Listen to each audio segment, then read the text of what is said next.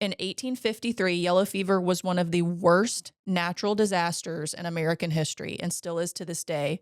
Over 12,000 people died over the course of 3 months in 1853. Whoa. Golly. This is the Big Bad Boot. We're siblings who explore spooky and scary stories, urban legends, tall tales, and true crime, all located in this crazy state that's shaped like a boot. A podcast about the weird state you wish you were from. Hosted by the weird siblings you wish you had. You have the most lip care products of any man that I know in my life. I hate chapped lips. I can't stand it. You have a car chapstick, a pocket chapstick. 3 car chapsticks. This is one of them. Mm-hmm. She's in my pocket. Always. What is your favorite brand of lip protectant? Palmer's. Okay. It's the one that looks like the Elmer's glue sticks. Mm-hmm. They're amazing. Courtney Curtis put me on those. God bless. They're awesome. But Vaseline's pretty good too. Carmex, trap. Boo. Boo Carmex. Boo. It doesn't work. It smells weird. It doesn't work. It's like when, there's that theory that they put like a little bit of salt in Dasani water to make you thirsty? like more thirsty. I think Carmex is the same thing. Because I'll put Carmex on and in 5 minutes, I'm like, my lips hurt. Yeah, I'm like, wait, where is this? Like Vaseline, I like it because it's slick. Mm-hmm. Like I feel like I have chapstick on. I'm the person at the party that if I'm drinking out of a glass, I take a sip, set it down, and then go and rotate it. So you don't get the... So I don't get the same chapstick mark, and I just keep going around. That's OCD. Period. You have obsessive compulsive disorder. Yep. That's why every time I turn the stove off, even when I use one burner, I have to touch all the knobs 4 times and make sure they're off. Isn't that weird? It's a big waste of time. Big old fat waste of time. Prevention of house fires. Entrance Thanks, agent. Smokey the Bear. What happened to Smokey the Bear? Is he still a thing? Meth? Just kidding. He's a cartoon. Got the fictional bear? I don't know. He's a cartoon. Oh, no. Did you text Bill? I did. Okay. I don't know if... Oh, he already responded. Of course he did. He said, got it. Thumbs up. I love that man. Forever coming through and we need him. If y'all got a divorce... We wouldn't. I would have to seriously consider what side of that fence I'd be on. Like, straight up. Straight up. You know who my mom's favorite kid is? My husband. My brother-in-law. My mom, she doesn't like us very much sometimes. She does. She just shows that in her own very She loves Michael. Way. She loves other people. Mm-hmm. But, oh yeah, my husband's my mom's favorite kid. Bill. Brother-in-law. B-I-L. Yeah, Bill. My Bill. Bill. But we do that in the Addams family a lot. Like all the brother-in-laws don't call each other their names. They say brother-in-law. Brother-in-law. Brother-in-law. Yeah. Mm-hmm. It's weird. And I can't say that fast. So no, me and him just started calling each other Bill like before y'all got married and it just stuck. Bill. When we went to the Red, White, and Brew last night for their Christmas karaoke, shout out Todd and Regina. Oh, we love you guys. I was standing there talking to Regina, and you and Michael were sitting across the bar, and we were talking, and she said, your brother and your husband are like best friends. They don't even need you. And I said, facts. It's the truth. One thing about Regina, she don't lie. Yeah. My brew mama. And lie. I was like, you know what? You're right. So if I die, y'all would have some good insurance money, and y'all could just, He's also a beneficiary on my policy. Oh. Mainly because of any future children y'all may decide to have. One. Just one. I can't afford more than one at this point. If Uncle Caleb dies, y'all can afford a whole litter. Speaking of kids, I have an email from somebody who talks about their kid. Oh, okay. Let's go. Okay. All right. Are we doing this? We have a listener email. Oh, welcome to the Big Bad Boot, you guys. This is from our cousin. Oh, yeah. Hey, sorry. Hi. Welcome to the Big Bad Boot. It's a podcast where we talk about weird stuff in Louisiana. This is from our cousin Reese. Oh, all the way over in Texas? Uh-huh. Okay. Oh. Hey, Katie and Caleb. It's your cousin Reese. My girl. It's been a while since I've last seen y'all. I think I was probably around 15. Now I'm almost 21 with 2 kids under 2. Yeah. Oof. Isn't that crazy? I feel so old. Me too. My favorite picture of me and Reese, she was about... Y'all looked exactly alike. Me and Reese have always looked exactly alike. She was like 6. And like she was always the tough shell, Yeah. but was so sweet. Mm-hmm. And she would always latch onto me. And we're in Annie's and Uncle Jerry's rec room. And we're watching a movie. And I'm holding her like this. And she's in just... his recliner. And she's just like... Meow. Why do kids like you and they don't like me? I don't know. Kids don't like me till they're like 12 or 13. But like even it's like some babies in church, like I'll wave and they're like, who's this idiot? Yeah. But Carter likes your husband way more than she likes you. There is a young lady, it's a baby, at our church. A young lady. Carter, if you're listening, stop. I'm going to look into the camera when I say this. Flirting with my husband during church. When your grandpa's preaching. Your grandpa's preaching. 2, I think it's inappropriate, wrong place, wrong time. Shut up. 3, you're a baby. We're only saying this because we're really good friends with her parents and they know it's a joke. Yes, we know. I don't think Carter thinks it's a joke. I think Carter means to do it. That's one of the cutest little things in the world. She's so cute. She is so cute. And when she walks into church, she's like, hey, what's up? My grandpa's the pastor here. I'm in charge. My daddy owns the lake. My daddy owns the lake. But stop flirting with my husband in church. And she's been that way since she's been Very little. Carter, you do whatever you want. I don't know if it's the light, the Sunday morning sunlight gleaming on his bald head. I don't know if it's his mustache, which is fabulous. Keep your eyes on your own person. Where are we at? What are we talking about? Reese's email.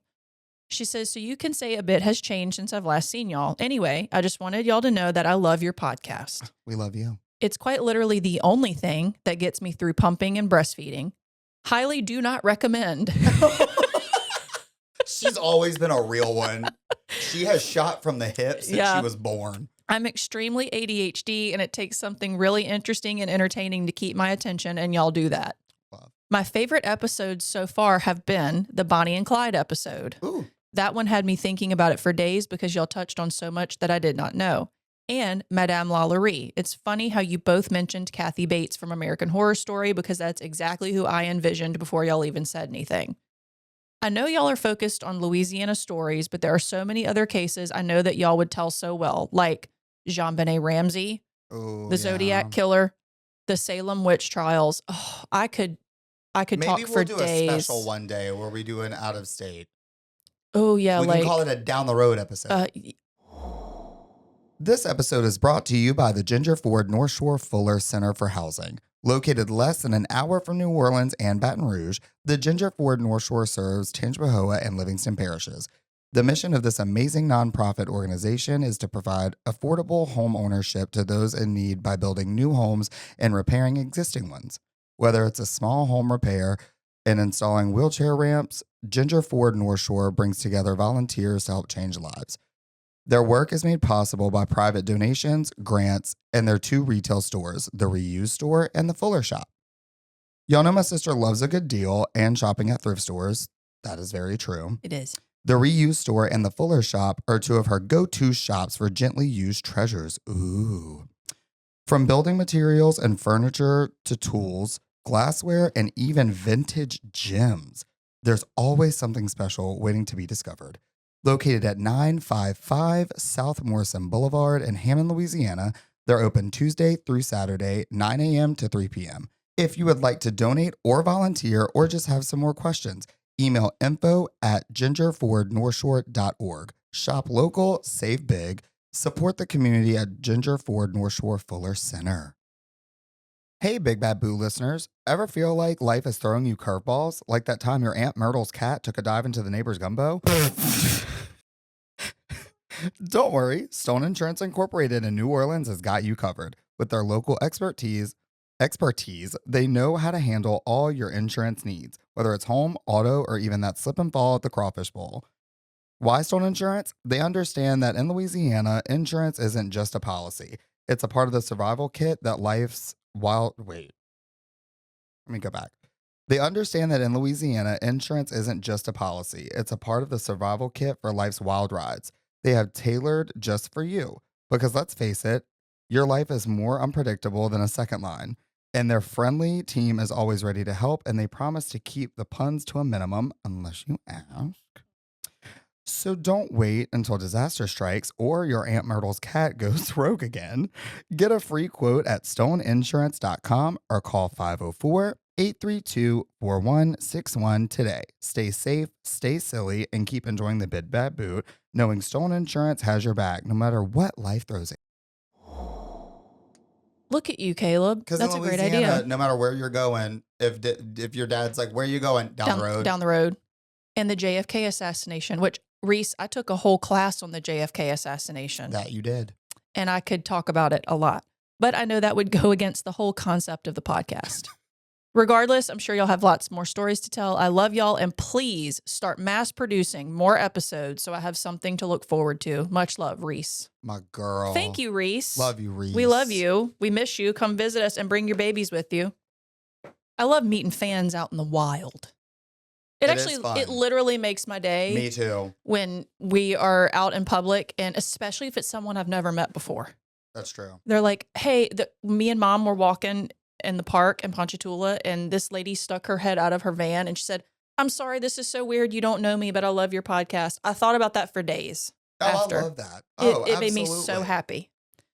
All right. I don't know if you're ready for this. I am. Okay. I feel like I say this every time. You do. This one's going to be a banger. Okay. Did I tell you what I'm doing? No. Okay. All right. This one's fun, which all of mine are. Let's be honest. All of mine are bangers, 10 out of 10. But This is one of the times when I was researching and I like look up and I take a step back and I'm like, what is my life? Because I'm knee deep in this random thing. Mm-hmm.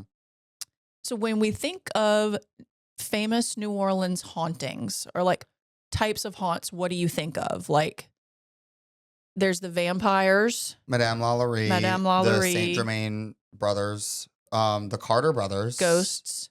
Yeah. A lot of folks say that New Orleans has witches, but if you were living in New Orleans between 1817 and 1905, you might have thought that the city was haunted by something else entirely. Okay. It was haunted by death itself. Because for 6 decades, between the Louisiana Purchase and the Civil War, over 150,000 people died in New Orleans. This is the story of the yellow fever epidemic. Ew. This one's fun. We got a little science. Got a little, why are you making that face? This is awesome. Oh, it's going to get rough. Right. So trigger warning, there's going to be some descriptions of sickness and bodily functions. So that's what I was scared of. If that's not your thing, listen to another episode of ours. So should I just exit? No, you're a crucial part of the podcast. Odd. Okay. You'll be fine. So what do you know about yellow fever? Do you know anything about it? I assume you run a pretty high grade fever. Okay. That is it. Okay. Do you know anything about how it was transmitted? Anything? Through birds. No. Oh no, that's the bird flu. Never mind. I don't know. Okay. Well, it was transmitted by the mosquito. Ew. And our mosquitoes are like as big as birds here. But yellow fever was brutal. Okay. And during its worst years, it would come around like every summer. It would come around every year between July and October, like the hot summer months. Ugh. It would wipe out up to 10% of the city's population every year during the epidemic years. Golly. It was so devastating that New Orleans earned the nickname Necropolis, which means City of the Dead.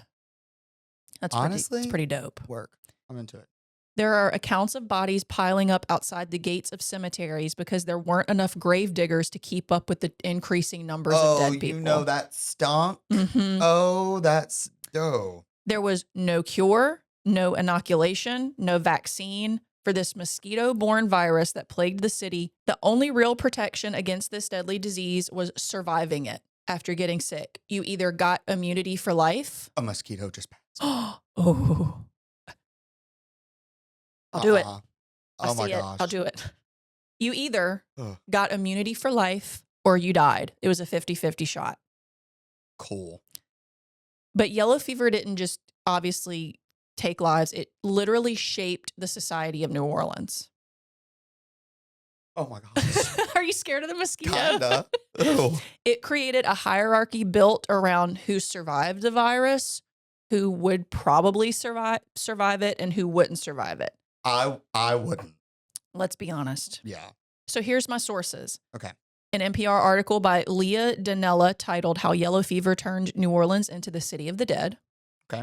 A video by our friend and content creator Louisiana Dread on TikTok and YouTube. Love. Great channel. Episode. I would love to get him on the pod, by the way. He's on my short list of guests. That would be cool. An episode of the podcast Getting Curious with Jonathan Van Ness, the guy from Queer Eye. Okay. I was like, wait. How do I know that name? Okay. And in that episode, he interviews a woman named Catherine Oliverius, who a lot of my research was based around her research. Okay. Because she wrote a book called Necropolis, Disease, Power, and Capitalism in the Cotton Kingdom. And it's about yellow fever in New Orleans. And she's she's an associate professor of history at Stanford. So this lady's super smart. I would be her best friend. She's a super cool cat. Like I loved that episode of Getting Curious, and she was just really easy to understand. And it was just a really cool story. So a lot of what I'm telling you is coming from her research. So thank you, Catherine Oliverius. Everyone go buy her book. Nice. All right. So what even is yellow fever and how did it get here? So you thought it was transmitted by birds. There is a bird flu. But that's totally different. And do you know how do you think it got here? Mosquitoes. Okay. So, only because you told me. No one outside of Africa really knew that yellow fever, as we know it today, existed before the 17th century. So they guess it originated on that continent. Okay. And there were massive epidemics that exploded in the Caribbean. But by the 19th century, so the 1800s. Right. Everybody knew about yellow fever at that point. In 1853, yellow fever was one of the worst natural disasters in American history and still is to this day. Over 12,000 people died over the course of 3 months in 1853. Whoa. Golly. So it's caused by a virus that's, like we said, transmitted by the mosquito, and it most likely originated in Africa and arrived here in the 1600s. Okay. And they think that the mosquitoes that had yellow fever were transported here with the water barrels on trade ships that arrived in the U.S. carrying, you guessed it, slaves. Because that started in 1619. Which super freaking sucked. Okay. Yeah. So it brought people didn't have immunity, and this new disease came over. They estimate on trade ships in the water barrels because mosquitoes lay their eggs in very shallow water. We're going to learn a lot about mosquitoes today. They have eggs? Yes. What do you think they did? I don't know. I thought they were produced by Satan. It's fine. It knows we're talking about it. For those of you listening, there's literally a mosquito flying around in the studio. You know that episode of Family Guy where there's a mosquito and he's got a shotgun and he's like, boom, just like blowing holes in his house trying to kill a mosquito. I love Family Guy. Me too. Oh God, please don't ever go off the air. That's me and my brother-in-law's love language for sure. Family Guy? Family Guy. Mm-hmm. Oh, any Hoosier. Here's some fun symptoms of yellow fever. Did you catch the fly? I have it. Nuh-uh. It's in my hand. That's baller. That's awesome. Are you lying? What do I do? No, I'm pretty sure I have it. What do I do? Oh no. You have it's yellow a gnat. fever. It's a gnat. Like a gnat. Oh, it's a gnat. You can release him. It's not a fine. mosquito. So here's some symptoms of yellow fever, which usually appeared 3 to 6 days after being bitten. It's 2 phases. So you get sudden fever, chills, headache, lower back pain, muscle aches, nausea, fatigue, and weakness. Then you get better for like a day or 2. Yeah. And you're like, Sneaky. oh, I made it out of it. Then the most toxic phase. Diarrhea. Worse. Oh. Dark urine, abdominal pain, vomiting. Hey. Catherine Oliveri says eventually victims will start to bleed through the orifices in their body. Bleed from their eyes, their nose, their ears. I've even seen examples of people bleeding through their toes. Then, You said I'd be fine. No, I said you would not make it. When I said, may I exit, you said you'll be fine. You will be fine. That's gross. Then right before dying, victims would vomit partially coagulated blood that she said looked like coffee grounds. That is disgusting. And she said this was an incredibly painful way to die. She says it was an illness that could even turn holy men away from God. She says, I have many examples of reverends and ministers screaming and cursing God before they died because they were in so much pain. Bad thing to do. Mm-hmm. So, why was New Orleans specifically susceptible to yellow fever? Glad you asked. Okay. Here's how it was transmitted. There was a lot of confusion around the disease because people didn't understand how diseases were transmitted, period. Yeah. They thought it was contagious person to person, but it actually was not. Because kudos to their logic though. They thought, right. But it was transmitted by the mosquitoes. So here's how you got it. If an infected mosquito bites you, you get it. If another mosquito without yellow fever bites you while you are sick, that mosquito now also has yellow fever and will then carry it somewhere else.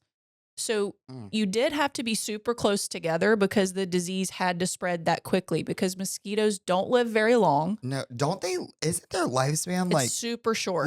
Like crazy though. It's like 2 days maybe. Yeah, like it's quick. And Jonah, do you want to?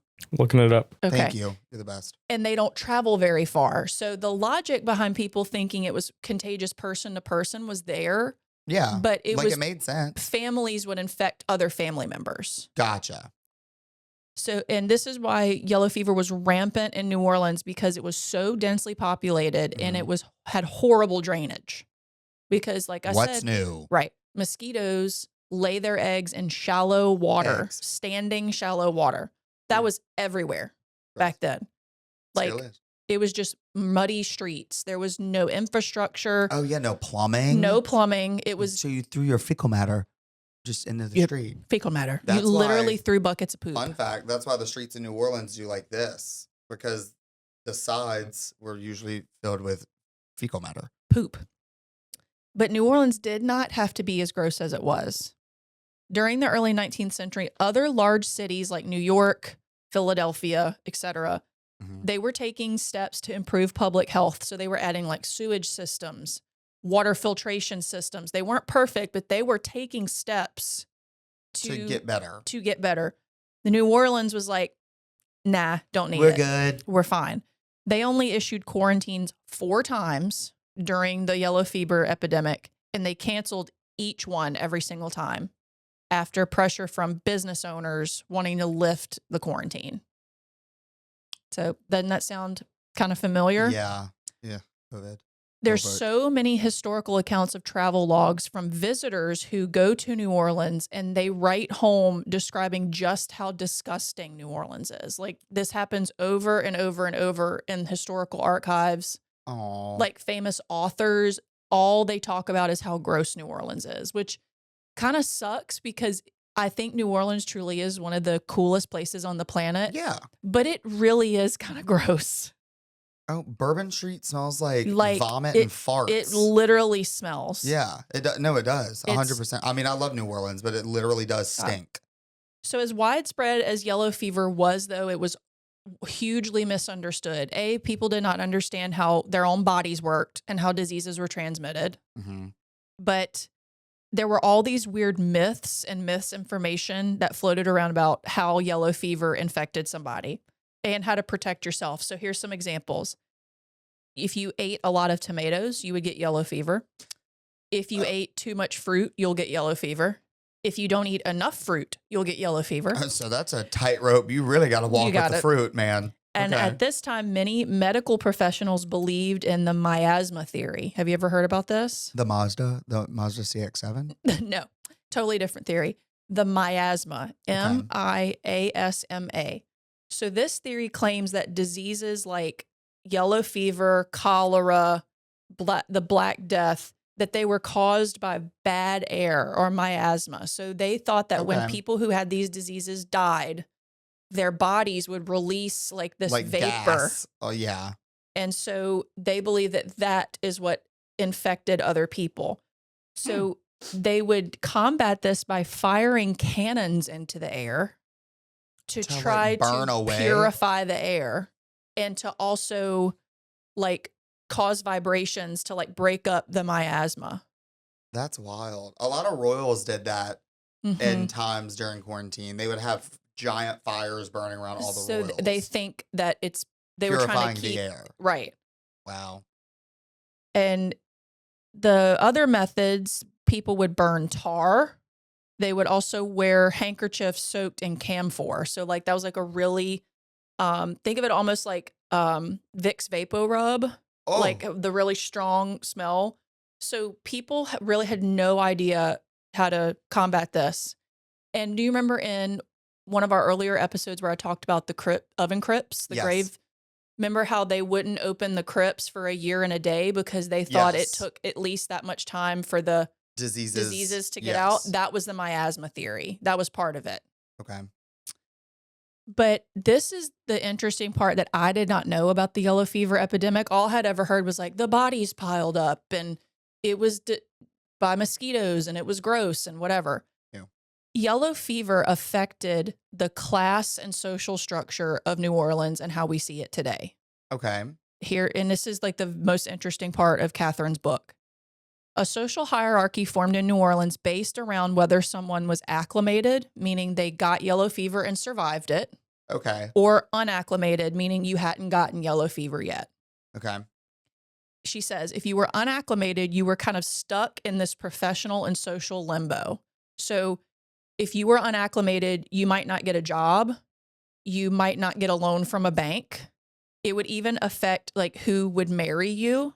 And certain social circles wouldn't accept you if you were unacclimated. So it created this weird dynamic where people were actively trying to get sick to like, hopefully build survive immunity. it. Yes. So they could hopefully get a job or get accepted into this country club or whatever it is. Move. And this concept, Catherine called immunocapital. This is like a Okay. phrase that she came up with, which I thought was super interesting. But the tricky part is there's no way to physically prove that if you were acclimated, because a lot of other diseases had visible signs that you had survived it. So like if you had like chlamydia or like there's some diseases leave scars, like Right. you couldn't prove if you had yellow fever or not and survived it. Oh, lie your butt off to get that. I'd be like, home. oh yeah, I had it and it sucked. Yeah. But it was you had to walk a weird tightrope. Okay. So people had to find other ways to show that they had survived, and it emphasized the strong ties to New Orleans, meaning if you grew up in New Orleans, you were more likely to have survived yellow fever. Okay. And that Makes is a thing sense. in New Orleans where people who are from New Orleans are very good at spotting people who aren't. Oh yeah. Oh yeah. Like there's this thing that, and I know I've told this story before, my husband's family is from New Orleans. And in New Orleans, when someone asks you where you went to school, they don't mean college. No, They they mean mean high high school. school. Oh yeah. Like like Michael's very proud that he went to Jesuit. Right. And Yeah. it means like by that answer, they're going to be able to tell like who your parents were, where you lived. If like, you had money. right. It was, so you could kind of see, this makes sense because New Oh, yeah. Orleans is kind of still like this. Oh, 100%. And no white person could get a job without claiming that they were acclimated. Banks would not give you credit. Merchants would not buy or sell from you or to you. And immunostatus impacted where you lived, your salary, even who you married. So if I lived back then, this was a practice where, let's say Michael and I lived back then, he would request records from my doctor before he married me to prove wild. whether or not I had been acclimated and survived yellow fever, because what these men didn't want is, well, I don't want to marry you and then you go get yellow fever and you die before you can even give me a kid. Yeah, that sucks. So Ew. it affected even who you married. Successful acclimations factored into the genesis of almost all of New Orleans' political and economic elite people. So it kind of developed into this weird ecosystem of, if I survived yellow fever, it's because I'm strong and I come Okay. from good stock, and they're right. Corn fed. I'm a red-blooded American man, and Okay. there would then be labels of people who died from yellow fever were like lesser somehow. Okay. Does that make sense? Yeah. So they would claim that their triumph over the disease was a product of God's will, and death became a mark of damnation rather than luck or immunology. So they'd be like, well, they got yellow fever and they died. Well, they were like effeminate, or they were poor, Right. or they were Like trying to a use God prostitute. as justification as to. Yes. Okay. And then if you survived it, you're like, well, I'm bathed in his blood. Bathed in his blood. And I'm anointed. I'm anointed, and COVID and yellow fever ain't gonna get me. Period. And so it started developing these weird social class channels. Okay. It's Which like I find- reconstructing the class system itself in New Right. Orleans. Because that's what's one thing that she talked about was that taking yellow fever out of it, there were 3 classes you could be in New Orleans. You were either a white person, Okay. a free person of color, Okay. or a slave. That was it. You could only be one of 3 things. And now you add these other 2 factors into it where you're also now either acclimated or unacclimated. Okay. So if you were a slave and you were unacclimated, it's like you didn't exist.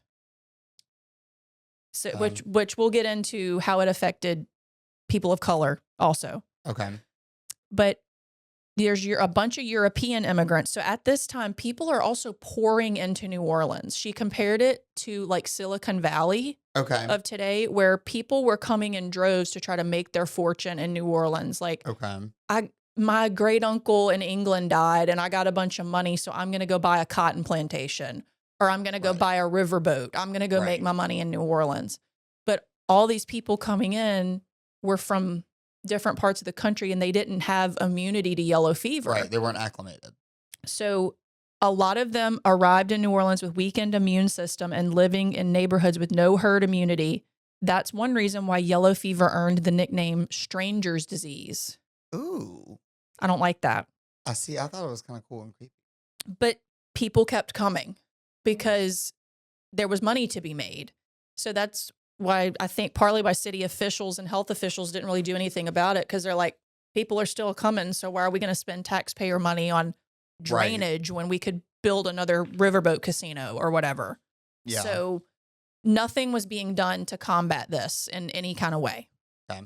There are examples of Irish immigrants which they lived in the Irish Channel. That's Yeah. where that came from. Big Irish community. Yes. Like big Irish heritage in New Orleans that a lot of people don't realize. There's examples of them actually trying to get sick on purpose just to get a leg up in the cutthroat job market.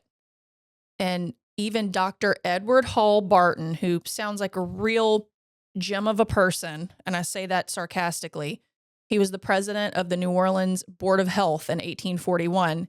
He proclaimed that, quote, the value of acclimation is worth the risk. So they were so. literally, so that would have been like He sounds like a very smart man. that would have been like during COVID, people saying you need to go outside and not wear a mask, Right.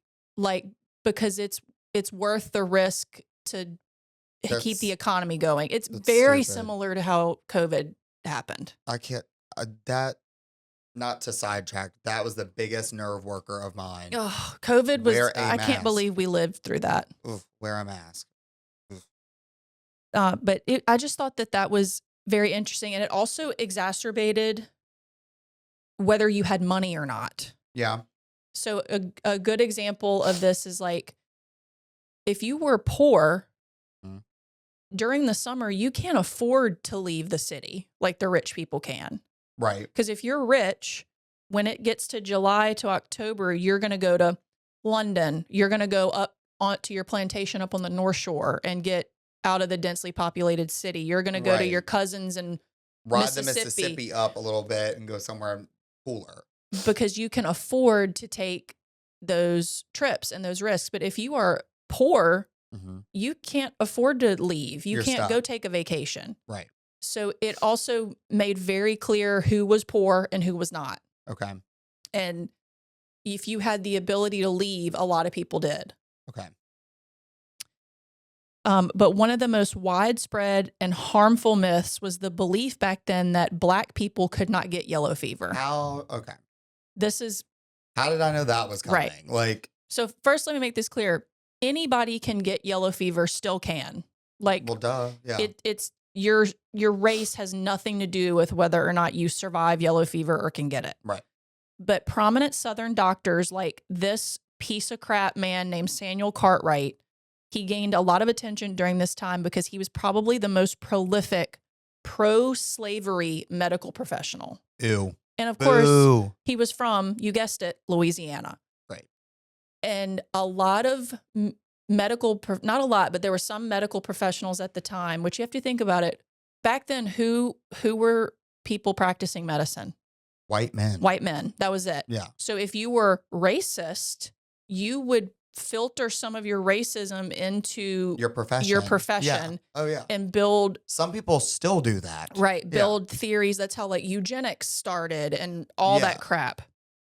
But Samuel Cartwright mixed religion and science and argued that black slavery was not only natural, it was humanitarian. What?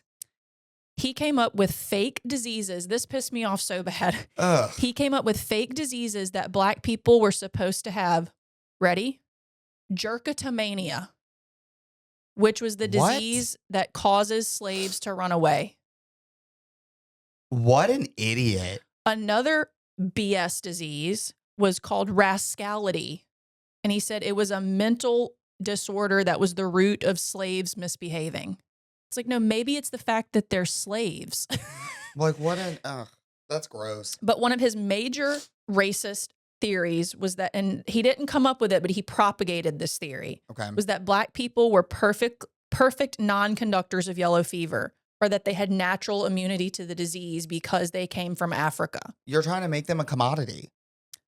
This like myth, is that what I'm trying to use? A commodity, like a valuable asset. Yeah. He was using it to weaponize slavery and say, ew, it's actually humanitarian if you have slaves because get out of my trailer park. He's saying because then you can protect your white family and the slaves can go out in the swamp and go work on the riverboats, go work in the sugarcane fields, go work where the mosquitoes are.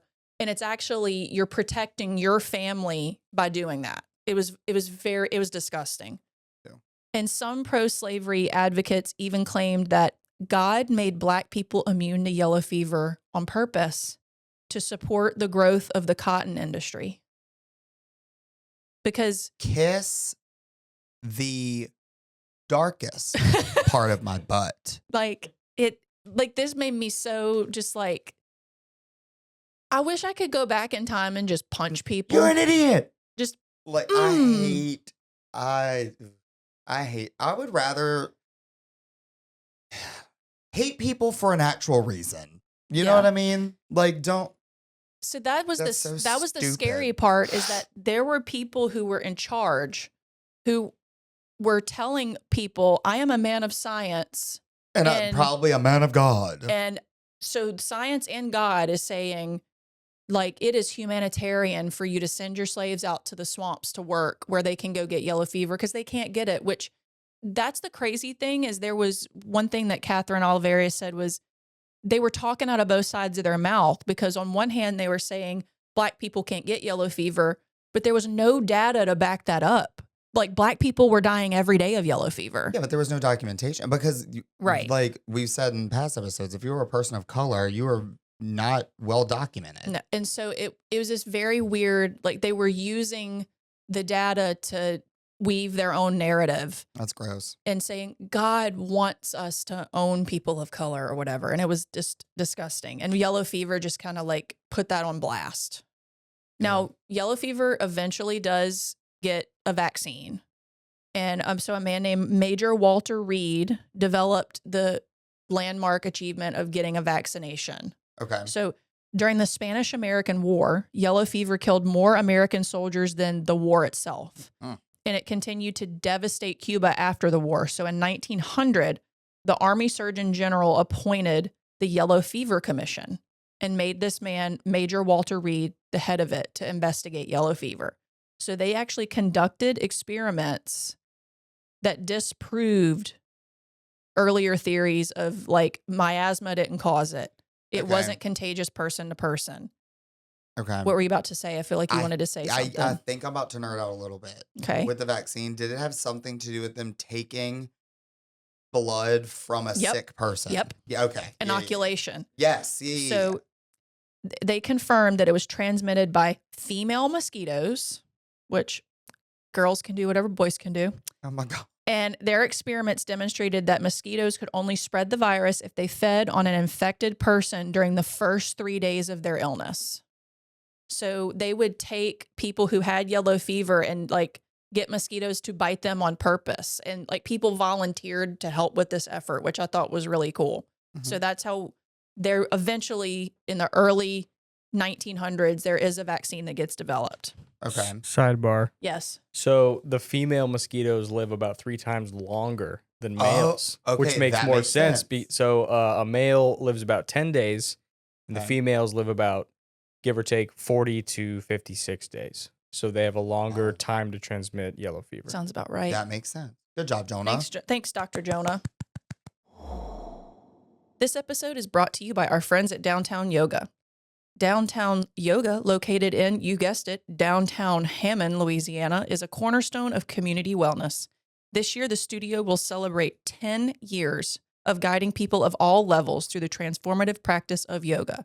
So Downtown Yoga is actually where I went to my very first yoga class. That's Brenna's place, right? Brenna and Brittany. Hey, ladies. Love them. I recently just joined again, and I went to my first class back today, Nice. and I'm already feeling. I got my zen. Nice. So whether you're looking to build strength, relieve stress, or learn how to meditate, Downtown Yoga is your sanctuary. With world-class instructors, a variety of classes, and a welcoming atmosphere, there's no better place to roll out your mat. What is really cool about it too is it's on the second floor of one of the buildings in downtown. Yeah. So while you're practicing, you can like look out into downtown Hammond, and it's like a Aw. really cool view. It's I love awesome. that. With in-person and virtual classes, free meditation sessions, chair yoga, and specialty workshops, there's no better time to begin yoga. So whether you're looking to improve your flexibility or just quiet your mind, Downtown Yoga will guide you on your journey. Visit hammondyoga.com. That's HAMMONDYOGA.com to learn more. Listeners of the Big Bad Boot can use the special code BBB10 at checkout for exclusive savings on the purchase of a class package. Downtown Yoga, where your path begins. We're all about to be mosquito experts. Right. So here's the aftermath of yellow fever in New Orleans.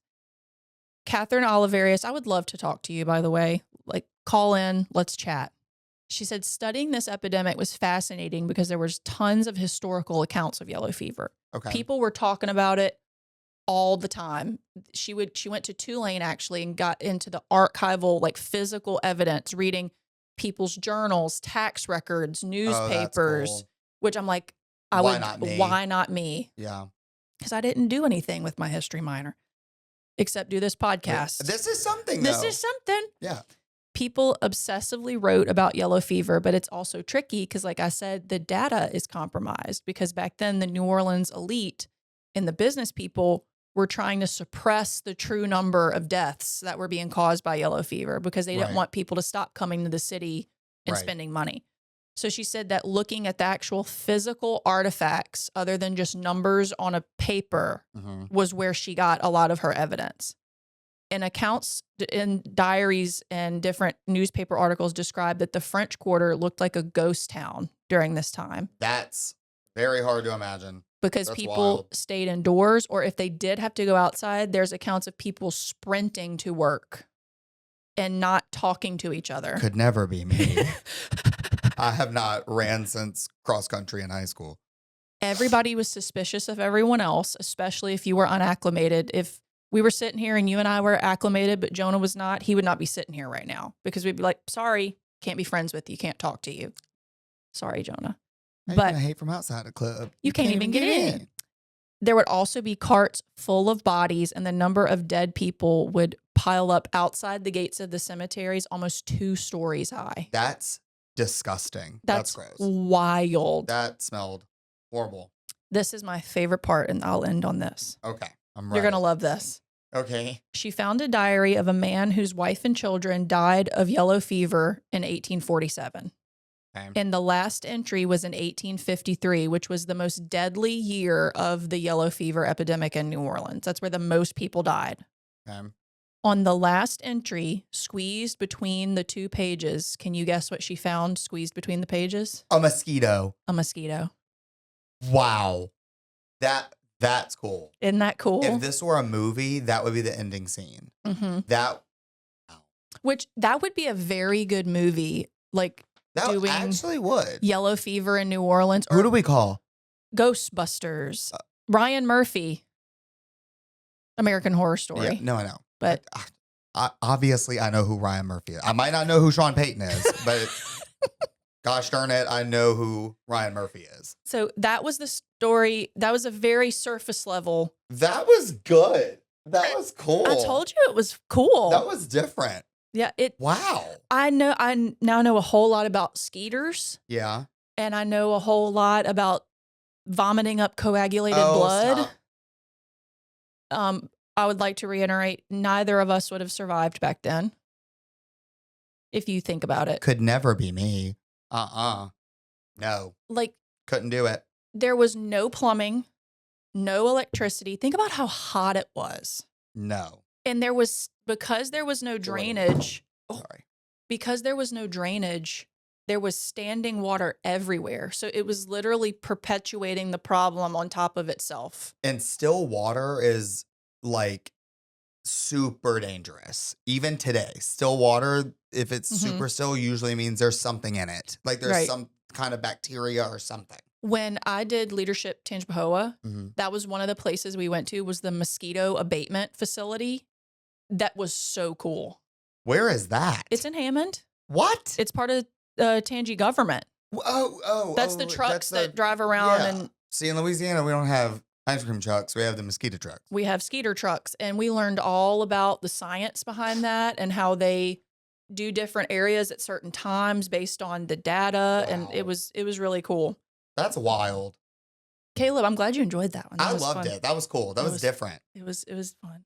Nice. And thank you to Catherine Oliverius. If she's listening, that would be super cool because she's a really smart person. But most of what I looked at was because of her research. Nice. So I thought that was super cool. Do you have anything for the good of the pod? Nothing comes to mind. I was so going to far. say, don't hurt yourself. Nope. Just excited about 2025. Lots of things happening. There are a lot of things happening in Big Bad Bootland. We're moving in and shaking and shaking and moving. I'm excited. We're going to have some guest episodes. Period. Live episodes. We've heard the suggestions. Yes, Papa Kelly will be a guest on a future episode. We promise. We promise. I feel like that's every third comment is like, get Papa Kelly on an up. He's going to do it. Promise. He's going to tell you all about his And Mom's just like, hello. Mom's like, I'm here too. I love Mom. Our mom is the mom. awesome. Very good at tennis. Straight up athlete. Yes. Ugh. But he's going to be a guest. Chill out. But we have other guests already lined up. We're going to do some episodes on location. Yes. That are already on the calendar. Well, if that's it, Caleb, great job. Thanks. Jonah, Mallory, thank you for your work. Love you guys. And remember, God made you. And the Rougarou too. So be kind to one another. Bye. Bye. The Big Bad Boot is produced by Lettuce Media and edited by Mallory and Jonah. Our music was produced by Macro Tracks. Our super cool logo was designed by AWC Graphics. And our sense of humor and childhood trauma was sponsored by Kelly and Abby Morse.